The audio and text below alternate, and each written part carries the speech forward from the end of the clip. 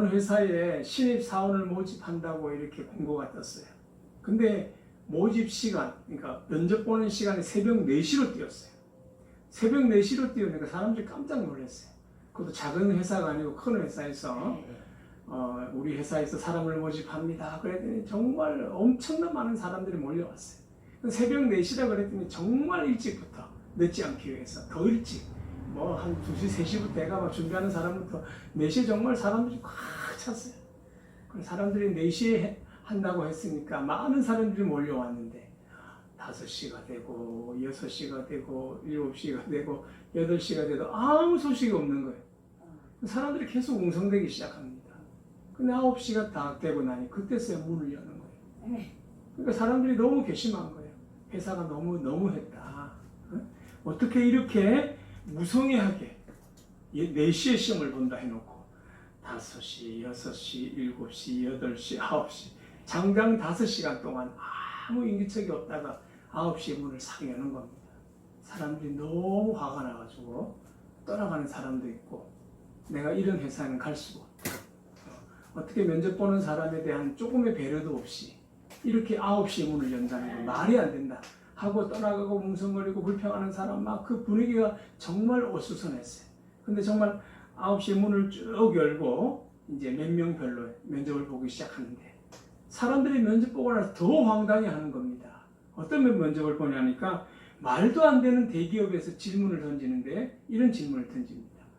대한민국의 수도가 어디입니까? 그리고 지금 대통령 이름이 뭡니까? 이런 말도 안 되는 질문, 정말 수준에 떨어지는 질문만 자꾸 던지니까 이 면접 보는 사람들이 막 실망을 하기 시작합니다.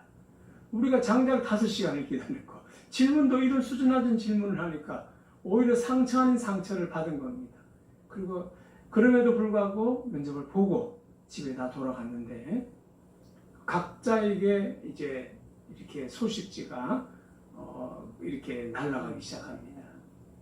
그러면서 몇몇 수업생들에게는 합격 통지서가 날아가고 어떤 사람은 불합격 통지서가 날아가기 시작합니다.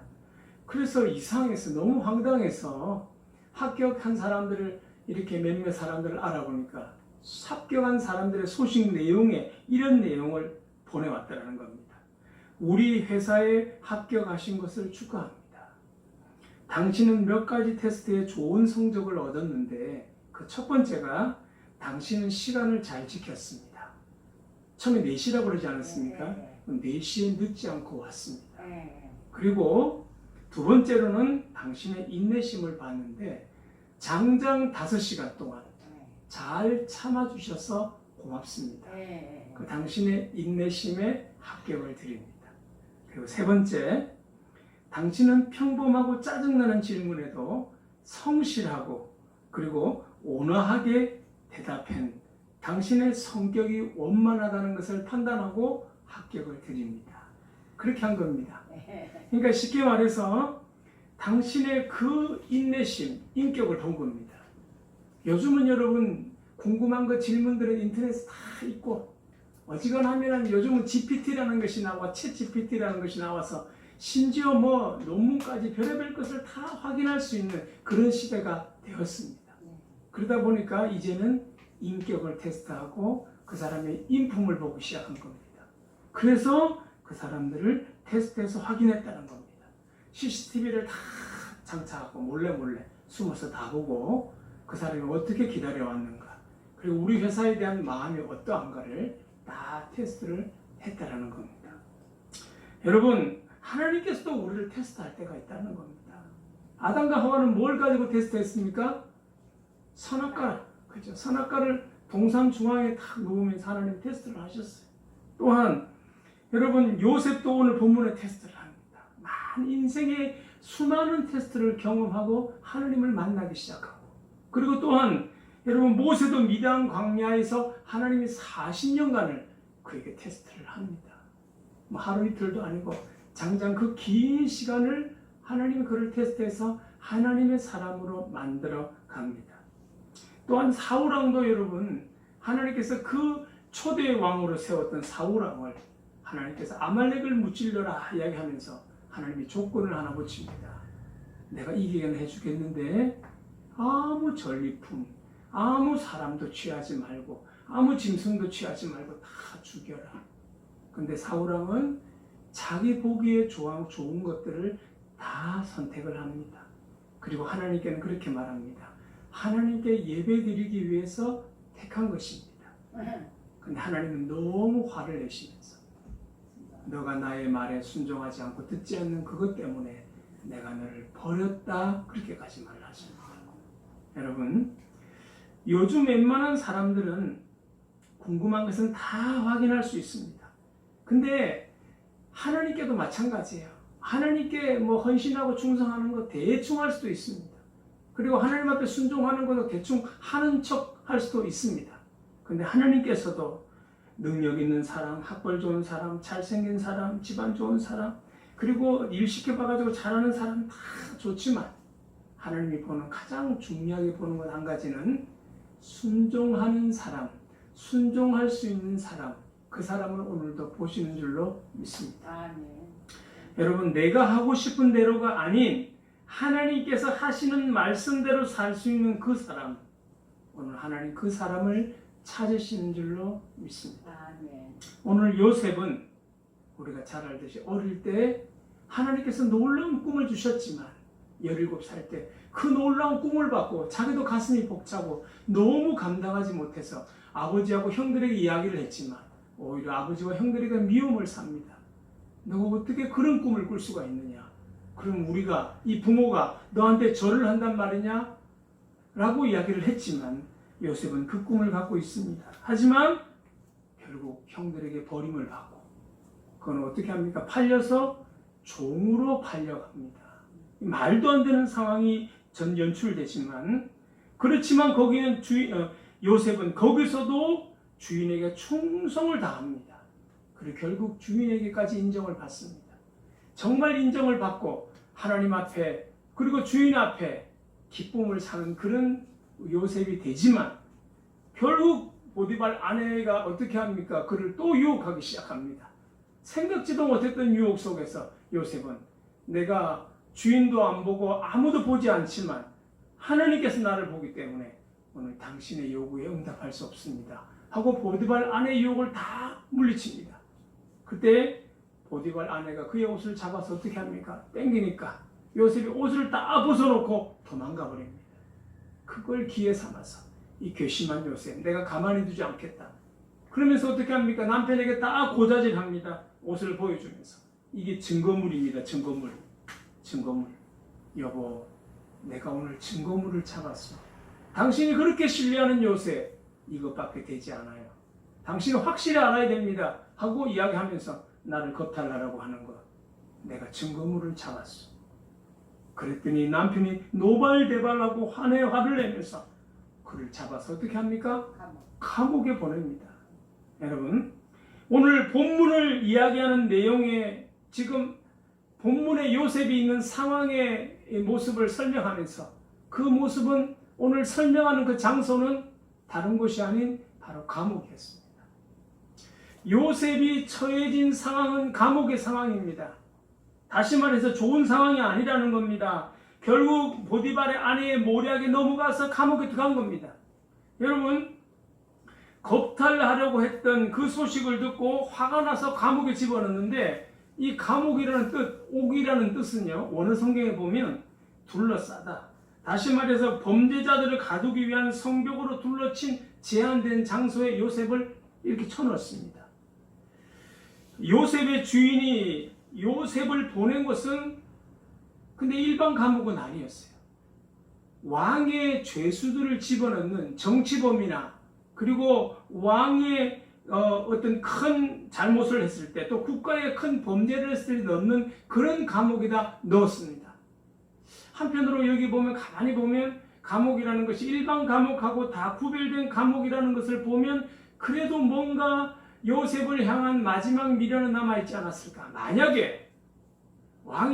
만약에 그 보디발 장군이 화가 나서 정말로 그를 미워해서 감옥에 집어넣는다 그러면 감옥에 넣을 필요도 없죠. 사실은 어떻게 하면 됩니까?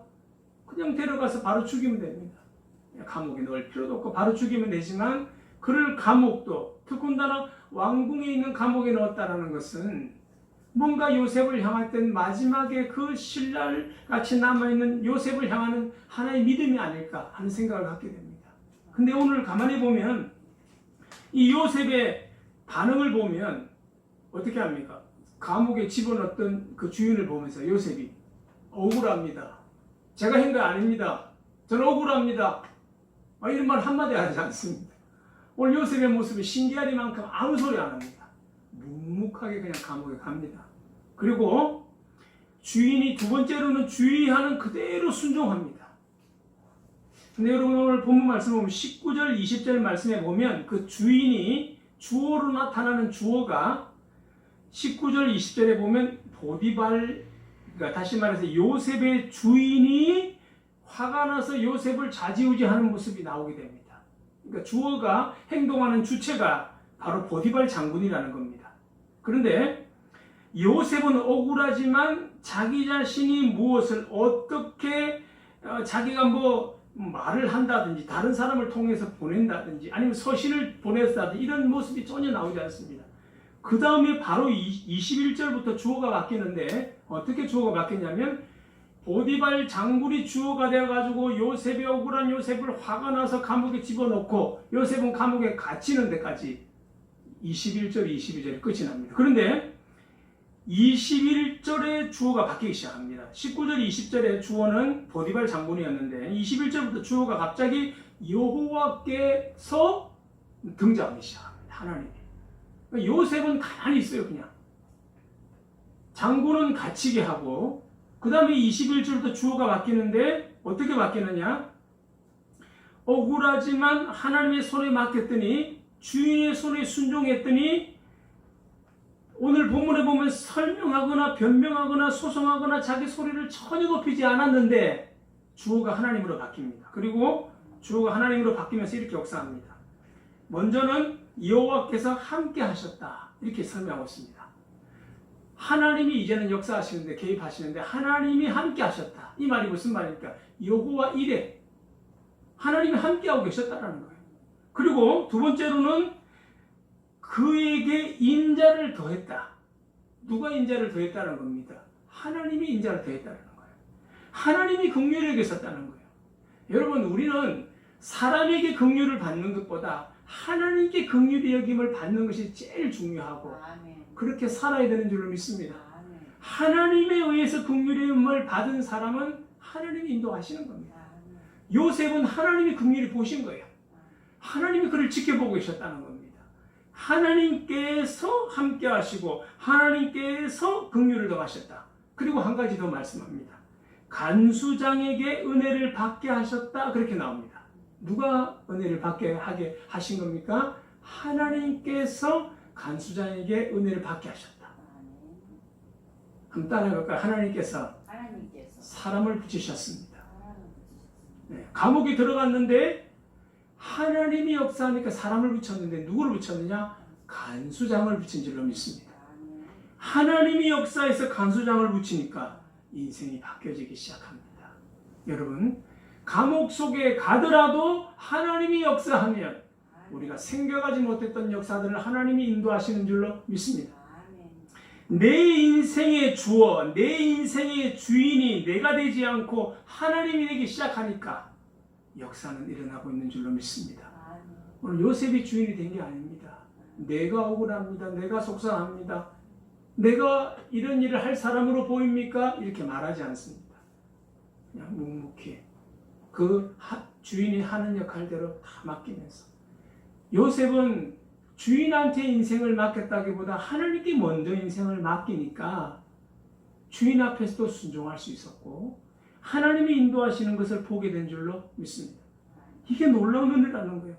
그 다음부터 여러분 주어가 바뀌는데 누가 주어로 바뀌느냐? 22절 23절에 보면 이 주어가 주인이 누가 되기 시작하니까 이제는 간수장이 되기 시작합니다. 이제는 감옥 속에 들어갔는데 주어가 이제는 간수장이 요셉을 좌지우지하기 시작합니다. 근데 간수장이 어떻게 하느냐? 하나님이 붙여준 간수장이기 때문에 이 간수장의 모습을 나타냅니다. 첫 번째는 간수장이 옥중의 죄수를 다 요셉에게 맡겼다. 그렇게 나옵니다. 이 간수장이 비록 감옥 안에 들어가 있지만 감옥의 모든 사람들을 누가 좌지우지하는 역사가 일어납니까? 요셉이 움직이기 시작한다는 거예요. 간수장이 그렇게 역사하셨다. 두 번째로 재반 사무를 요셉에게 맡겼다. 그렇게 나옵니다.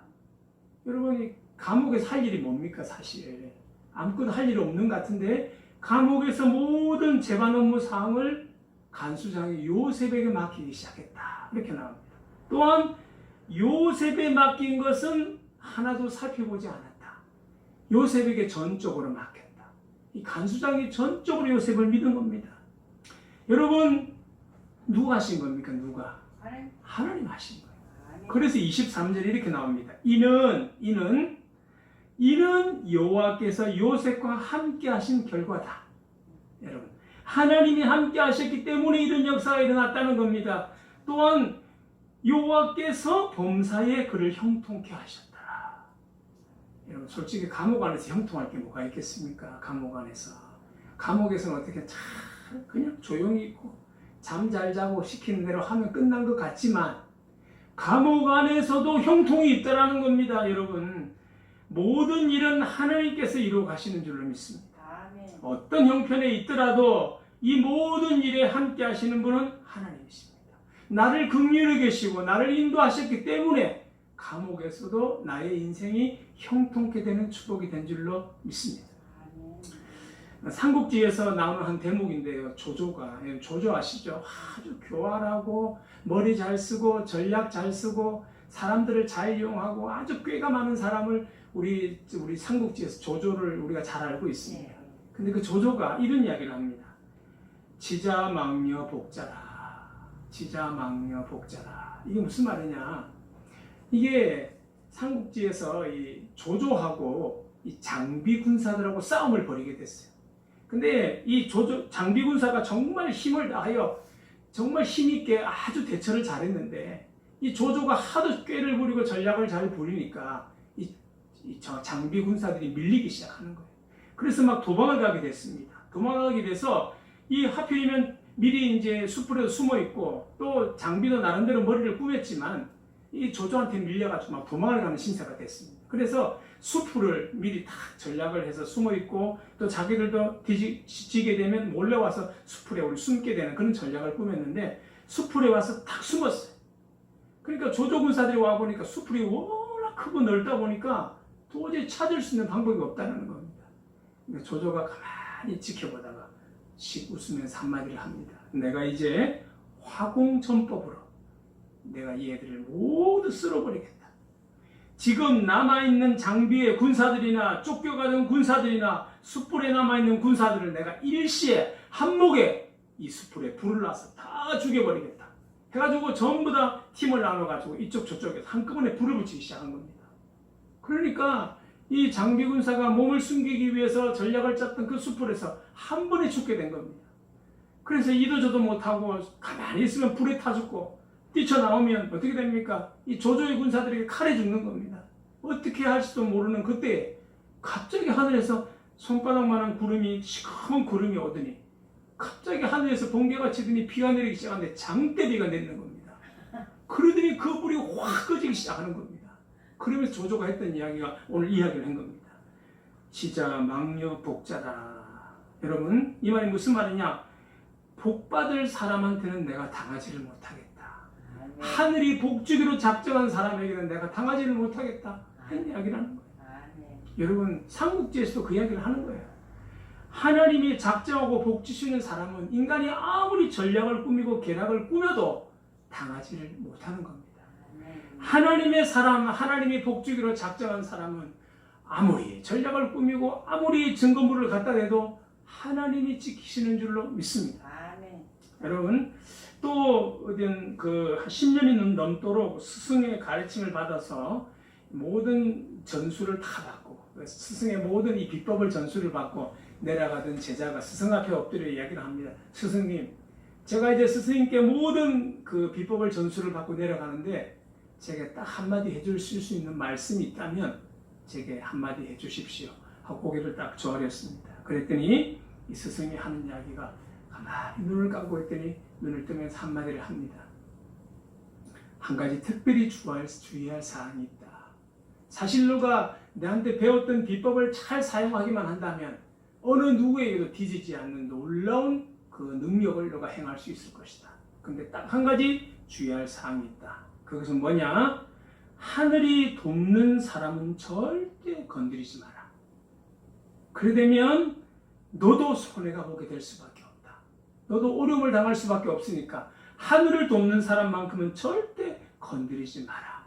그렇게 했다는 겁니다. 여러분, 오늘 이 세상도 다 알아요. 저 사람은 건드리면 안 되는 사람이다. 저 사람은 하나님이 돕는 사람이다. 우리가 건드려봤자 내한테 유익될 것이 하나도 없다. 여러분, 그런 사람이 되기를 주님의 이름으로 축원합니다.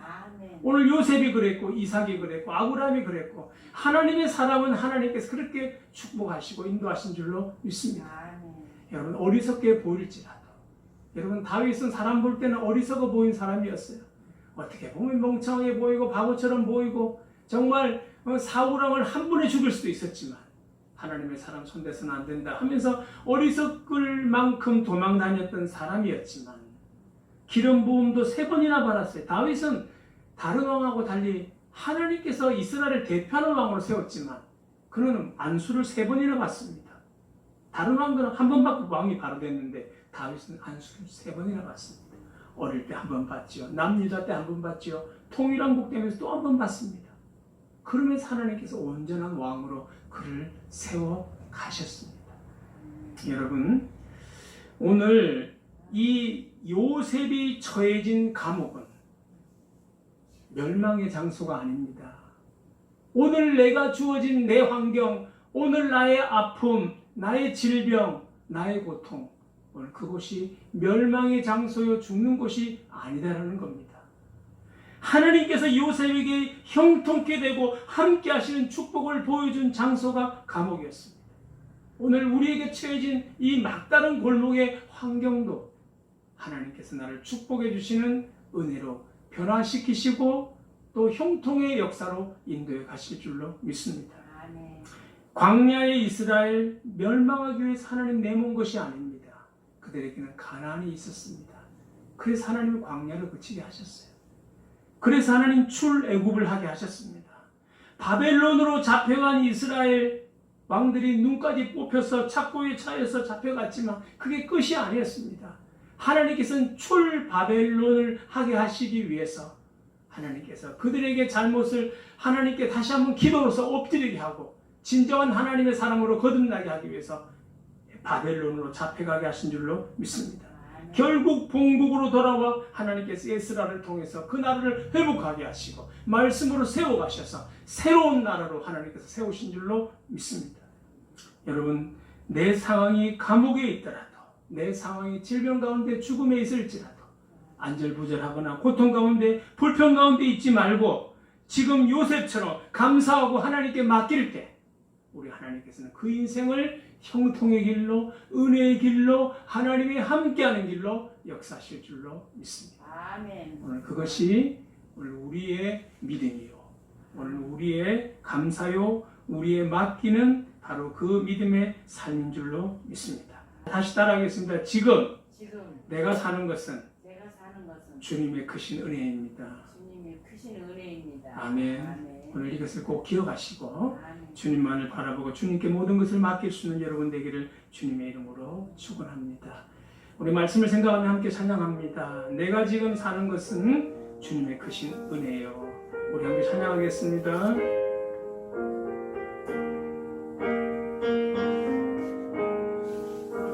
내가 지금 사는 것 주님의 크신 은혜요, 주를 믿게 된 것은 더욱 크신 은혜라.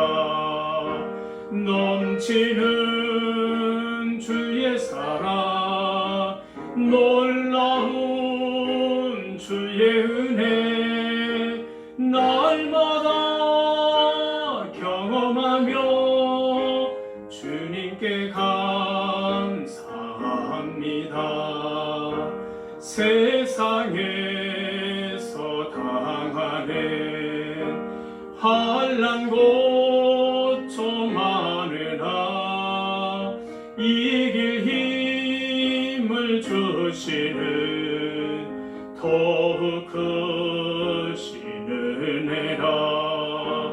답답할 때 기도로 쓰러질 때 손길로 어루만져 주시니 주여 감사합니다. 하늘에는 영광이 우리에겐 기쁨이 날로 더해가는 것 더욱 크신 은혜라. 쌓여진 사랑도 감당할 길 없어 몸과 마음 드립니다. 진정 감사합니다. 하늘에는 영광이 우리에겐 기쁨이 날로 더해가는 것 더욱 크신 은혜라. 쌓여진 사랑도 감당할 길 없어 몸과 마음 드립니다. 진정 감사합니다.